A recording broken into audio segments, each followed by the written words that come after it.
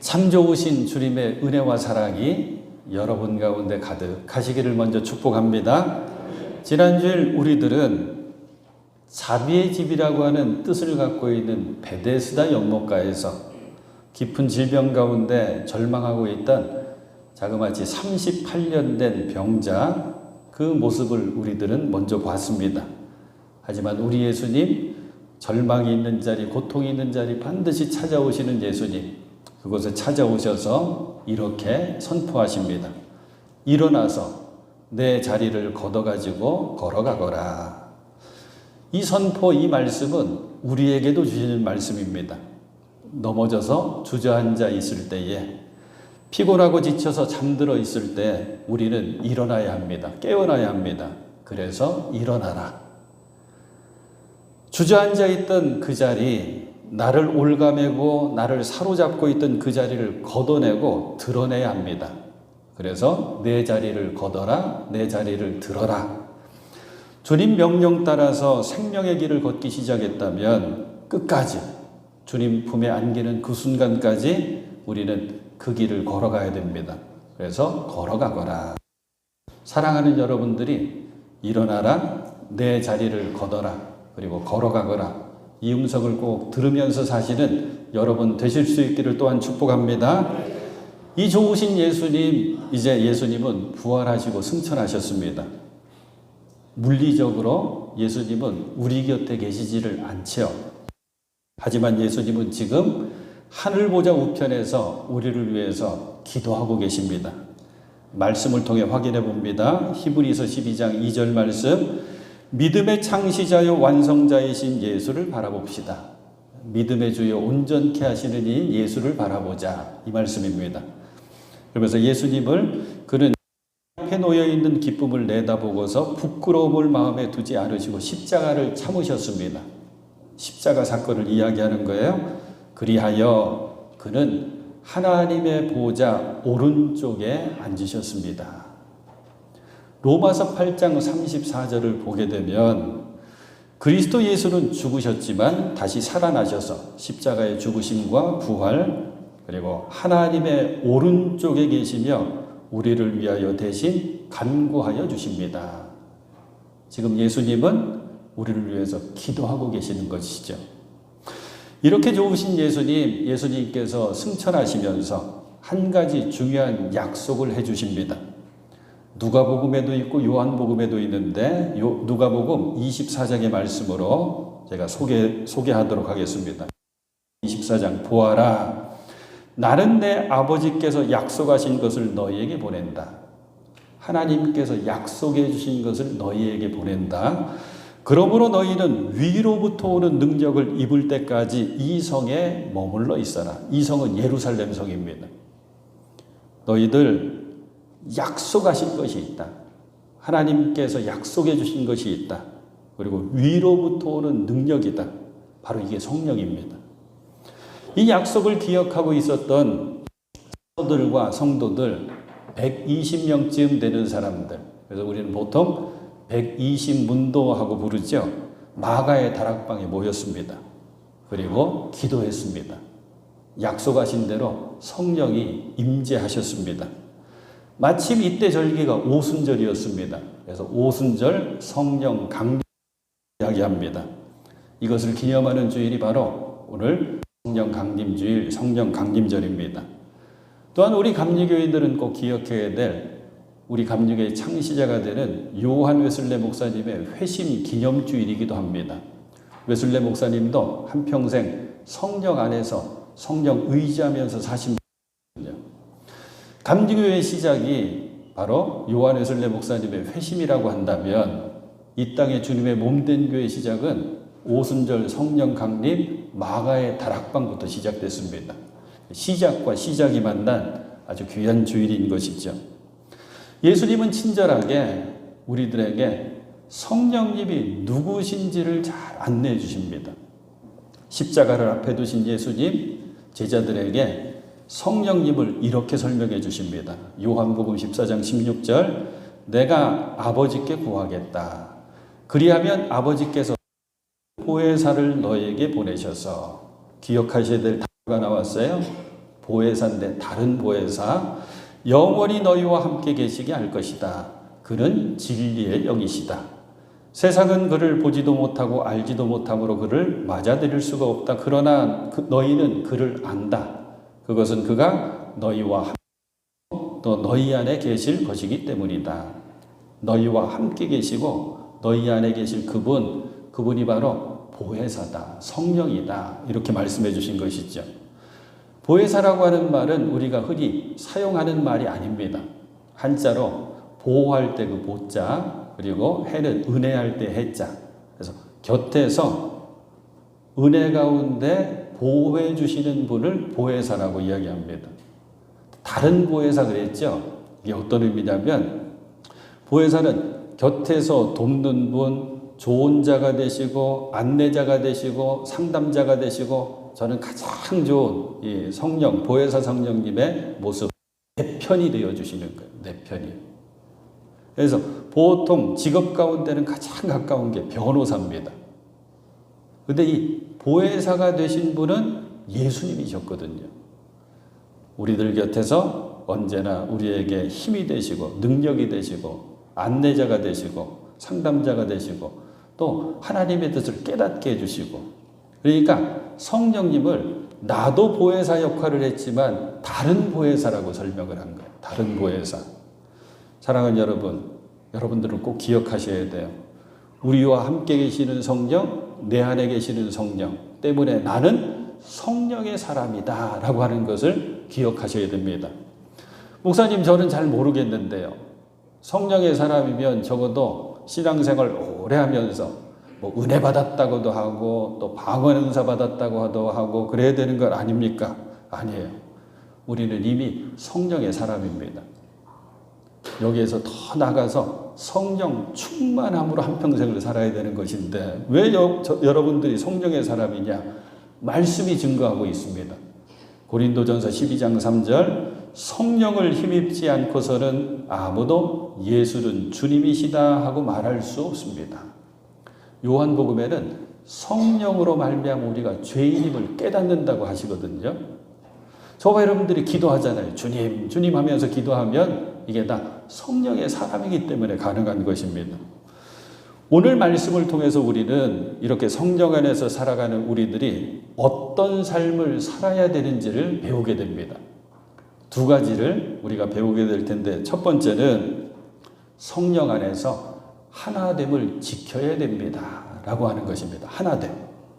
두 번째는 사랑 안에서 자라가야 합니다. 성장하는 것. 영적으로, 신앙적으로, 내적으로 성장하고 성숙하는 것. 첫 번째, 하나됨을 한번 생각해 봅니다.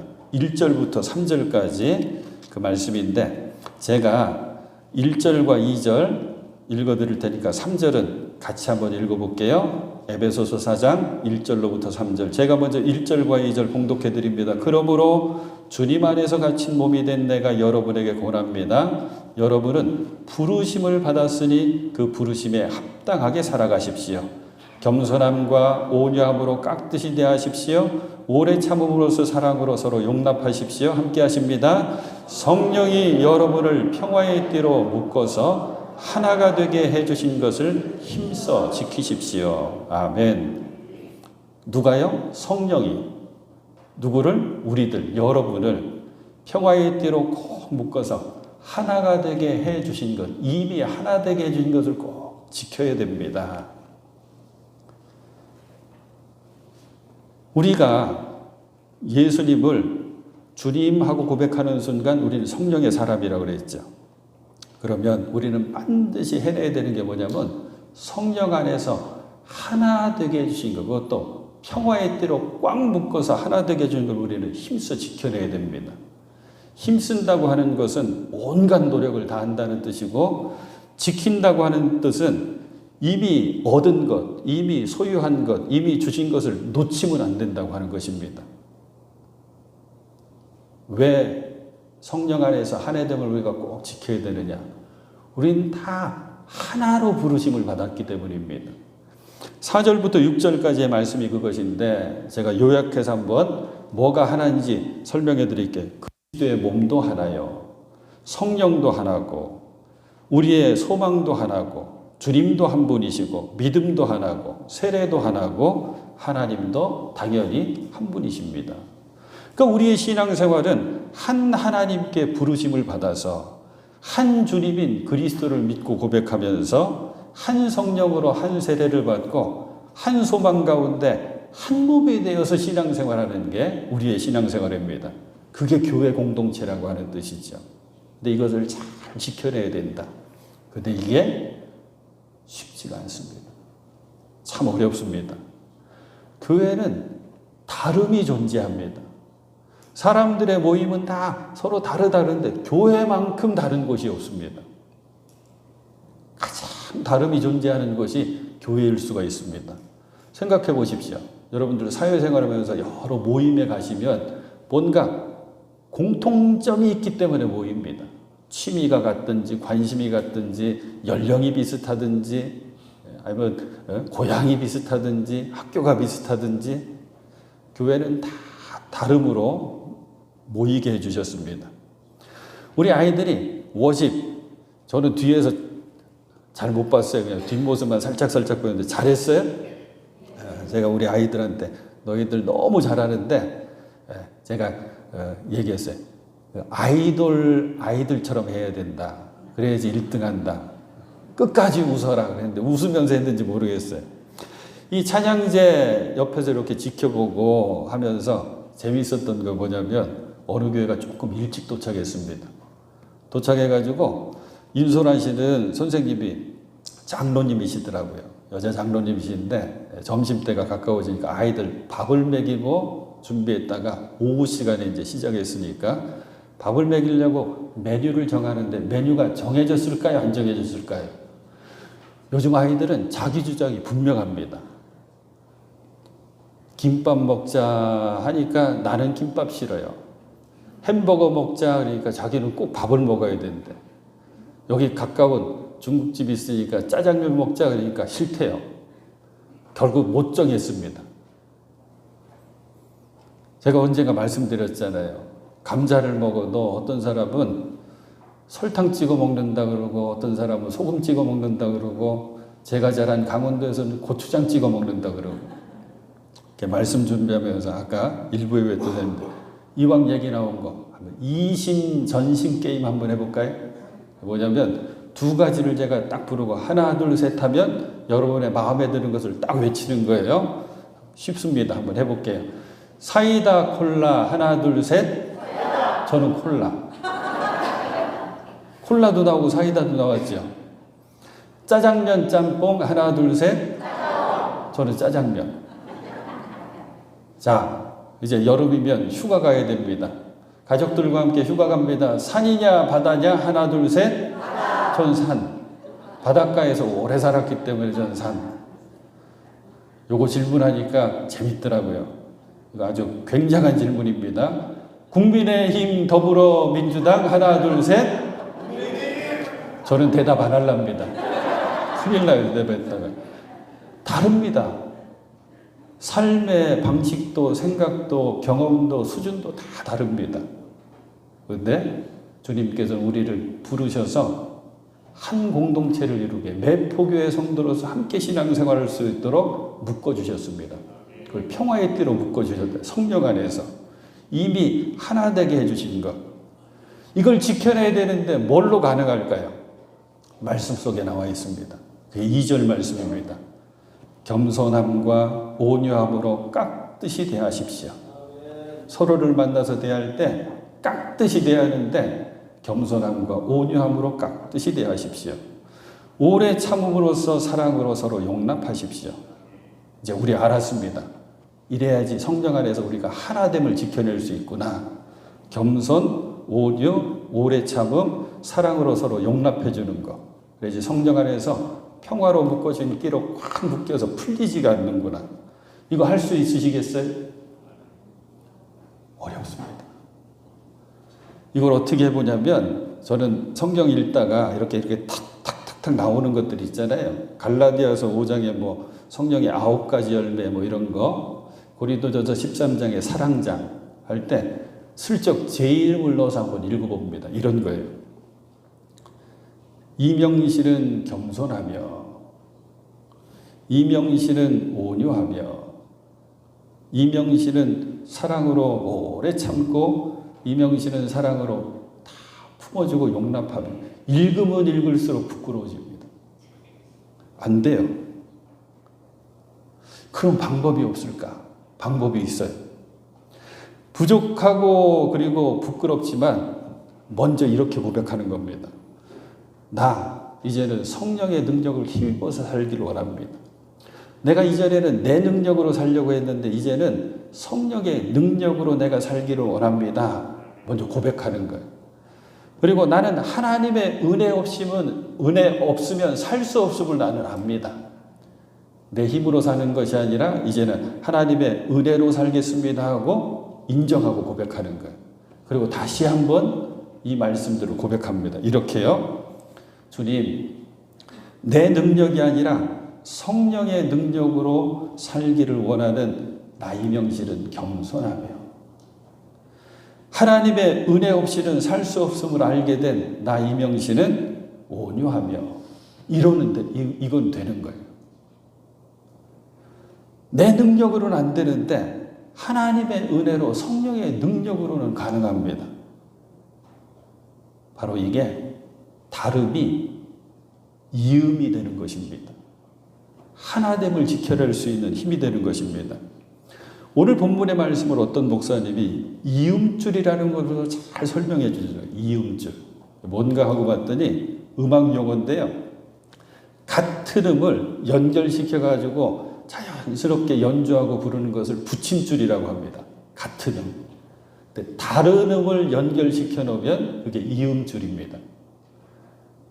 뭐 다 음악 용어는 이탈리아니까 뭐 레가톤지 레카톤지 그렇대요. 그런데 이 이음줄이 교회의 모습이 되어야 됩니다. 왜? 예수님은 십자가의 사랑으로 하나님과 우리 사이를 이어주셨습니다. 이음줄. 그 사랑을 받은 우리들도 이음줄의 역할을 해야 됩니다. 다양하다 그랬죠. 다르다 그랬죠. 하지만 적어도 주님께서 주신 사명을 감당할 때에는 전도하고 선교하고 나누고 섬김에 있어서는 우리의 이음줄이 더 든든히 메어져야 합니다.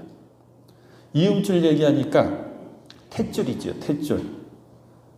엄마 뱃속에 있을 때 아기랑 엄마랑 연결시키는 탯줄. 그걸 뭐라고 표현하냐면 생명의 이음줄이라고 표현하더라고요. 멋지죠? 생명의 본질은 연결입니다. 살아있는 것은 이어져야 되는 것이죠. 우리 매폭교회가 이음줄이 튼튼한 교회 될 수 있기를 소망하고 축복합니다. 두 번째, 성령 안에서 사는 사람들은 사랑 안에서 모두가 다 성장해야 됩니다. 자라나야 됩니다. 이걸 우리가 흔히 하는 표현으로 뭐라고 표현하면 나도 모르게 내 신앙이 작은 것 같아. 이런 표현들. 누군가를 보면서 이야기할 때는 저분 믿음이 참 좋아졌어. 이런 표현이 나와야 됩니다. 오늘 말씀 가운데는 15절에 나오죠. 우리는 사랑으로 진리를 말하고 살면서 모든 면에서 자라나서 머리가 되시는 그리스도에게까지 다다라야 합니다. 이게 자라나는 거, 성장하는 거예요. 요거를 다른 말로 그리스도 예수의 장성한 분량에까지 이른다. 이렇게 표현하죠. 그러기 위해서 16절이 중요한데 이게 꼭 돼야지 우리는 사랑 안에서 자라날 수가 있습니다. 성장할 수가 있습니다.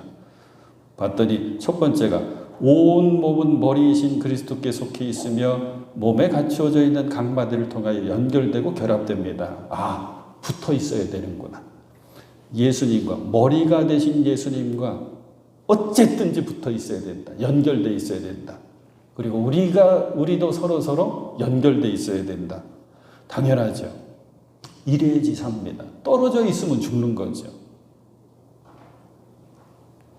예수 그리스도와 연결되어 붙어 있어야지. 그리고 그 다음에는 자연스럽게 자양분을 얻어서 성장합니다. 우리가 진실되게 살아갈 수 있는 영적인 자양분이 뭐가 있을까요? 은혜와 사랑, 평안과 기쁨, 인도와 보호, 안식과 강건, 다 주님께서만 주실 수가 있는 것입니다. 연결되어 있어야지 주님께서만 주실 수 있는 그 자양분을 얻어서 우리가 자라날 수 있는 것이거든요. 그래서 우리는 신앙생활 가운데 늘 살펴야 됩니다. 내가 주님과 연결되어 있는가 아니면 끊어져 있는가.